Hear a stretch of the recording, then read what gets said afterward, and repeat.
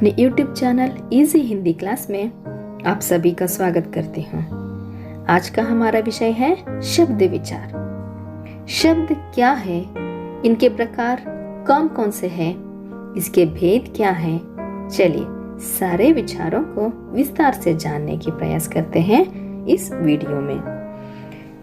शब्द भाषा की स्वतंत्र इकाई है। शब्द वर्णों के समूह से बनता है। तो शब्द क्या है? स्वतंत्र इकाई है, अपने आप में एक स्वतंत्र रूप में होता है। शब्द वर्णों के समूह से बनता है। तो शब्द कैसे बनता है? वर्ण यानी अक्षर, अक्षरों के समूह से बनता है। वर्णों के समूह से शब्द बनता है। वर्णों के जिस समूह का कुछ अर्थ निकलता है उसे शब्द कहते हैं। तो वर्णों के समूह जिसका कोई अर्थ होता है उसे हम क्या कहते हैं? शब्द कहते हैं। और यहाँ पर हम देख रहे हैं आम, सहेलियां, डबल रोटी, ये सब क्या है? इन शब्दों को पढ़ते ही हमें ज्ञात हो जाता है कि हम किस विषय के बारे में पढ़ रहे हैं, हम किस विचार के बारे में पढ़ रहे हैं। तो ये हो गए सार्थक शब्द, है ना। तो इसका कोई अर्थ होता है, ये बनते हैं शब्द। वर्णों के मेल से बना स्वतंत्र सार्थक ध्वनि समूह को शब्द कहलाता है। अर्थात हम इसे ऐसे भी कह सकते हैं कि वर्णों के सार्थक समूह को शब्द कहते हैं।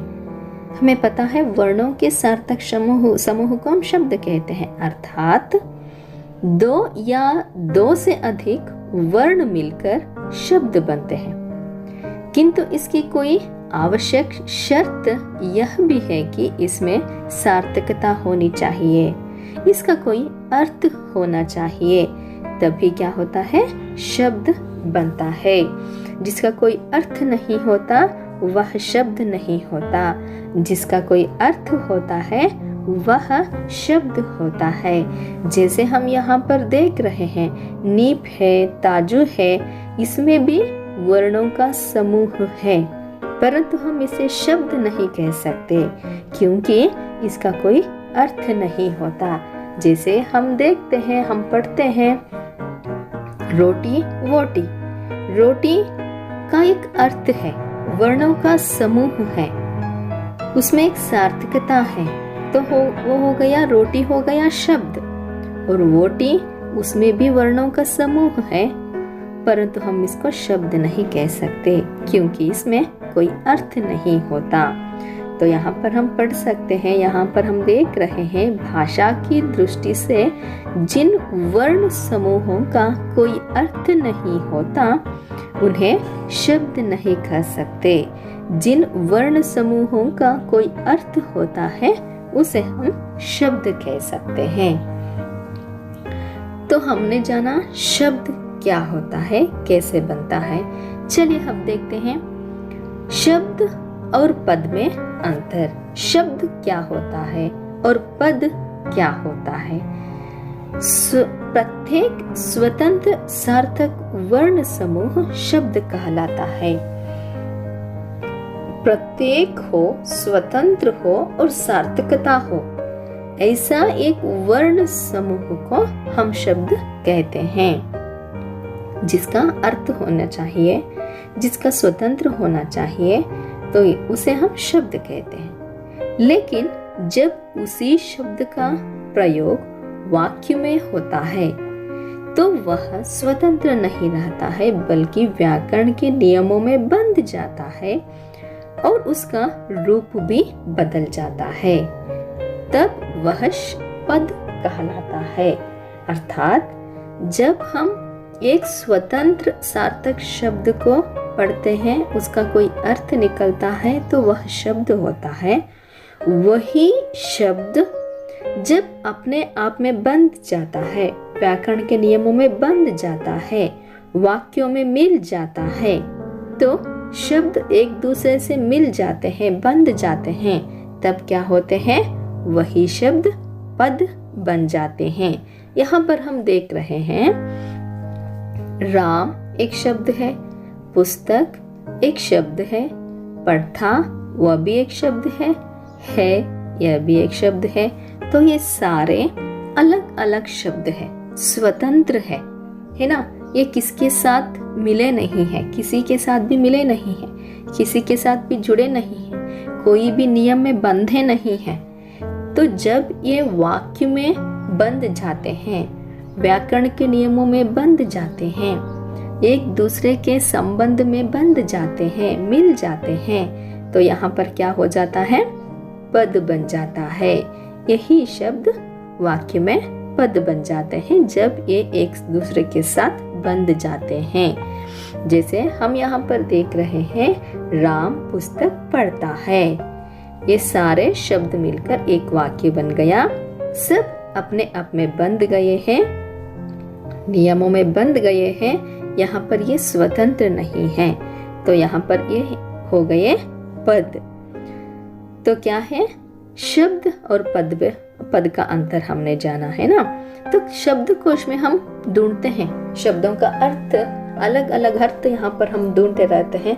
तो वे शब्द होते हैं वहाँ पर, क्योंकि वे स्वतंत्र होते हैं, अपने आप में बंधे नहीं होते, अपना खुद का एक अर्थ होता है उसको।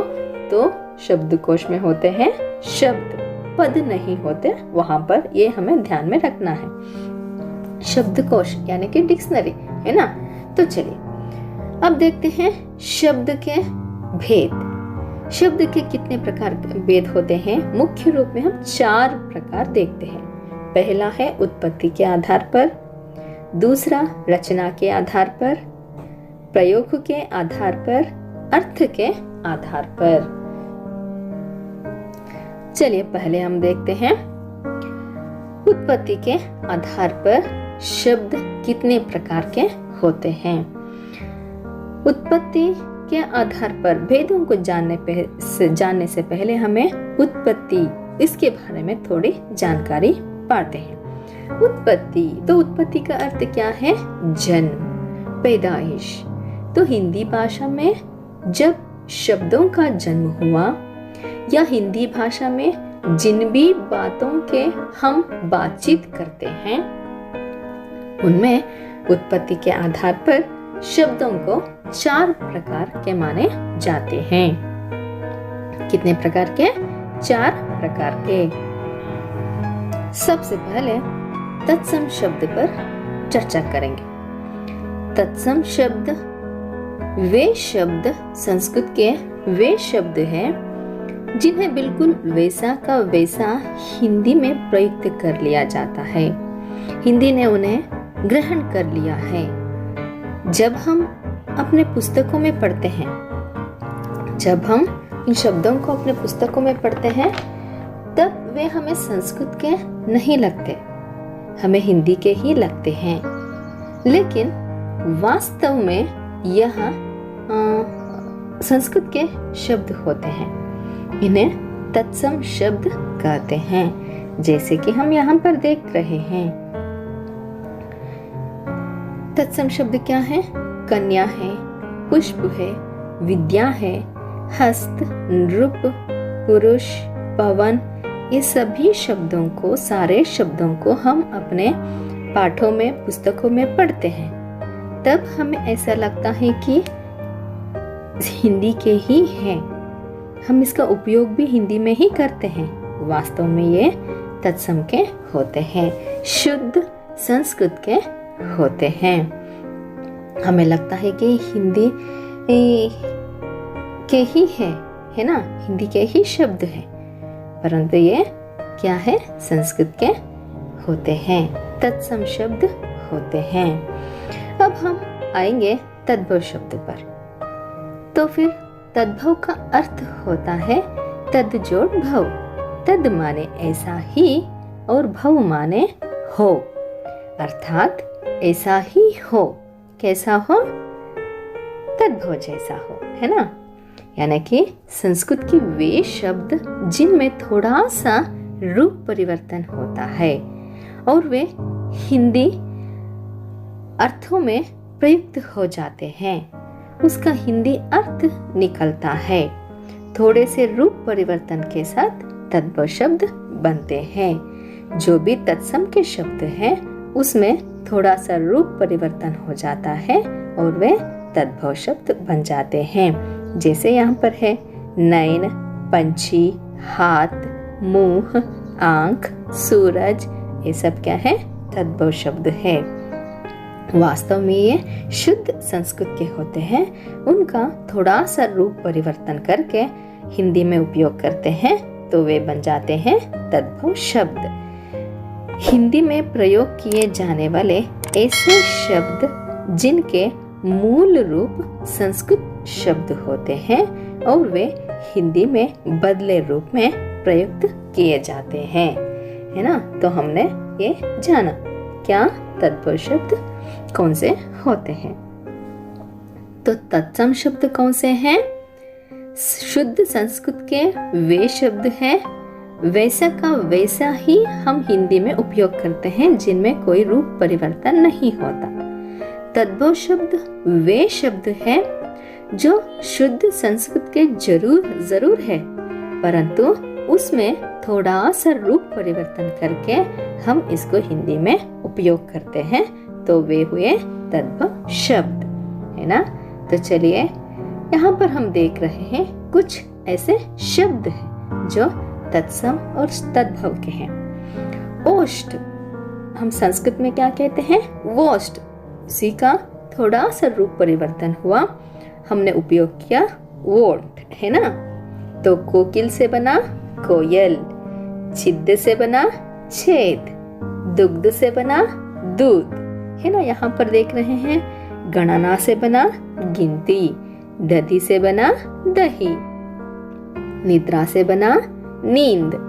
तो तत्सम का रूप परिवर्तन, थोड़ा सा रूप परिवर्तन हुआ, तद्भव में तद्भव शब्द बन गए। अब हम देखते हैं विदेशज। विदेशज शब्द क्या है? विदेशज विदेश भी कह सकते हैं और आगत भी कह सकते हैं। विदेशज भी और विदेशी शब्द के भी कह सकते हैं और इन्हें आगत शब्द भी हम कह सकते हैं। आगत माने आए हुए, आगत माने आए हुए। इन्हें विदेशी शब्द भी कह सकते हैं, है ना। विदेशी शब्द भी हम इसे कह सकते हैं। विदेशी शब्द वे शब्द हैं जो हिंदी भाषा के ना होकर अन्य किसी भाषा के हैं, किंतु हिंदी ने इन्हें आत्मसात कर लिया है, अपने आप में मिला लिया है और इन्हें हिंदी की तरह ही प्रयुक्त किया जाता है।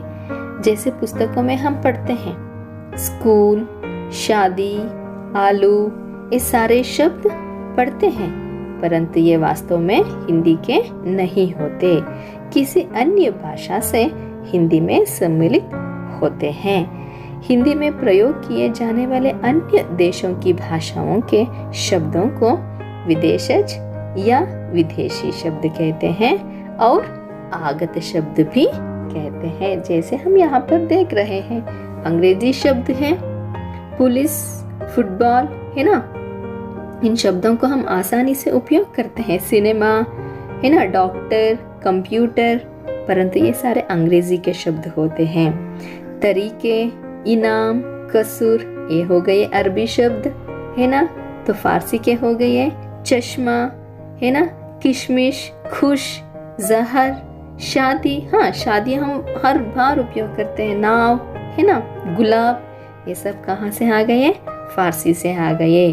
तो पुर्तगाली के शब्द हो गए गोभी, गमला, आलू, है ना, कमरा, अलमारी, ये सब क्या है? पुर्तगाली से आए हैं। और तुर्की के शब्द हैं सुराग, है ना, ताश, ये सब क्या है? तुर्की के शब्द है। तो अन्य भाषा से जो भी शब्द हिंदी में समाये गए हैं वे सारे क्या होते हैं?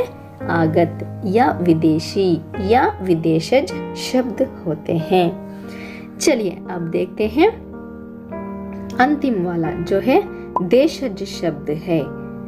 देशज शब्द है क्या है फिर देशज शब्द? ऐसे शब्द जो आवश्यकता के अनुसार हिंदी में जन्म लेते चले गए देशज शब्द कहलाते हैं, जैसे खिड़की, पगड़ी, लोटा।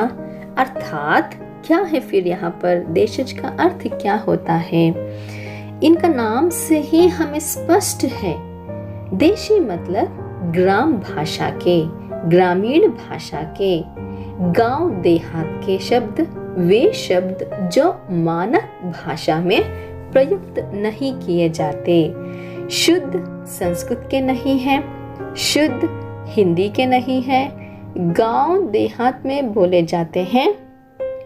ये ऐसे शब्द हैं जो गांव में प्रयोग किए जाते हैं, गांव की भाषा में होते हैं। ये देशज शब्द होते हैं, देशी शब्द होते हैं। जैसे मुकुट है ना, पगड़ी है, ये सारे हम कहाँ पर उपयोग करते हैं? अपने गांव देहातों में उपयोग करते हैं। वे हैं देशज शब्द। ये हो गए हमारे उत्पत्ति के आधार पर मुख्य 4 प्रकार: तत्सम, तद्भव, देशज और विदेशी। ये चारों भागों को हमने पढ़ा। मेरे अगले वीडियो में हम पढ़ेंगे रचना के आधार पर।